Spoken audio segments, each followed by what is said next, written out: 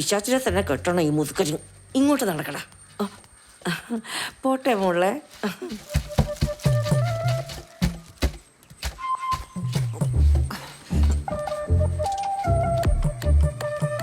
നീ ആരാന്നാടി നിന്റെ വിചാരം?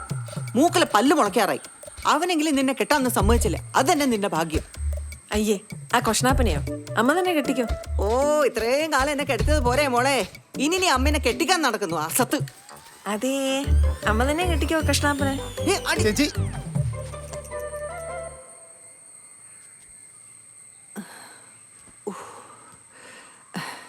തീരെ വയ്യ മോനെ.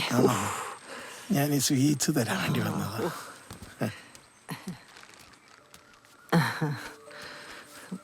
മണ്ടം വിശ്വസിച്ചു.